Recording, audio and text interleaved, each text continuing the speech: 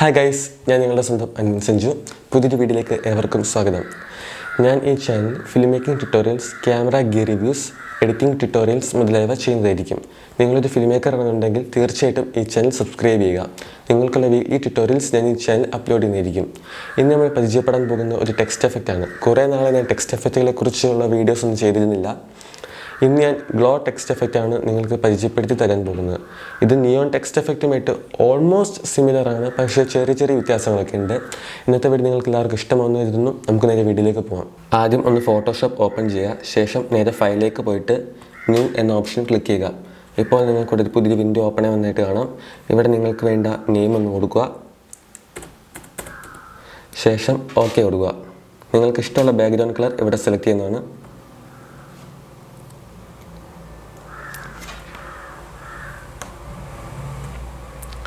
Okay, ഇവിടെ പുതിയൊരു document open ആയി വന്നിട്ടുണ്ട്.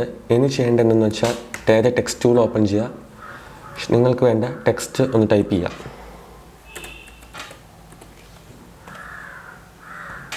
ശേഷം നിങ്ങൾക്കത് വേണ്ട സ്ഥലത്ത് മൂവ് ടൂൾ ഉപയോഗിച്ച് കൊണ്ടുപോയി പ്ലേസ് ചെയ്യുക.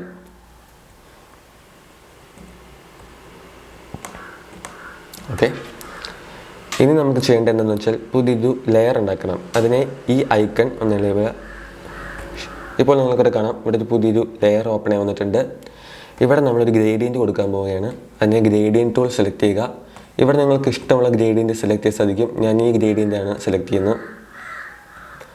ശേഷം ഈ ടെക്സ്റ്റിന് മുകളിൽ കൂടി ഒരു ലൈൻ വരിക. ഇപ്പോൾ കാണാം, നമ്മുടെ ഓൾമോസ്റ്റ് ഇത് മൊത്തം ഫില്ലായിട്ടുണ്ട്.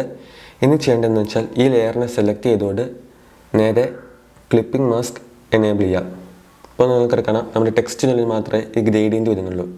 ഇനി ചെയ്യേണ്ടതെന്ന് വെച്ചാൽ നേരെ നമ്മുടെ ടെക്സ്റ്റ് ലെയർ സെലക്ട് ചെയ്യുക. ശേഷം നമ്മളിതിന് ജസ്റ്റ് ഒരു ഗ്ലോ കൊടുക്കാമാണ്. അതിൻ്റെ ഇന്നർ ഗ്ലോ കൊടുക്കാം. നമ്മുടെ ബ്ലെൻഡിങ് മോഡ് ഓവർലേ കൊടുക്കാൻ പ്രത്യേകം ശ്രദ്ധിക്കണം. ഒപ്പാസിറ്റി 100% കൊടുക്കുക. കളറ് ഒരു വൈറ്റ് കളർ ചൂസ് ചെയ്യാം. ശേഷം ഇതിൻ്റെ സൈസ് ഫുള്ളായിട്ട് അങ്ങ് ഇൻക്രീസ് ചെയ്തേക്കുക. ഇപ്പോഴത്തെ നമ്മുടെ ടെക്സ്റ്റ് ഒരു ഗ്ലോ ആവാൻ തുടങ്ങിയിട്ടുണ്ട്.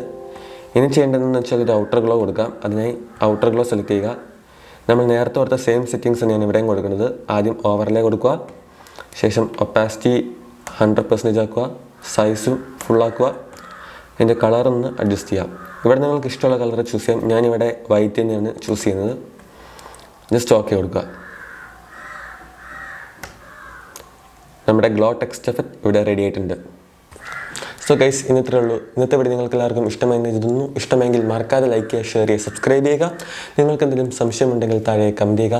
ഞാൻ എന്നെക്കൊണ്ടാവും വിധം നിങ്ങളെ സഹായിക്കുന്നതായിരിക്കും. നമുക്ക് അടുത്ത വീഡിയോയിൽ കാണാം. Discover together.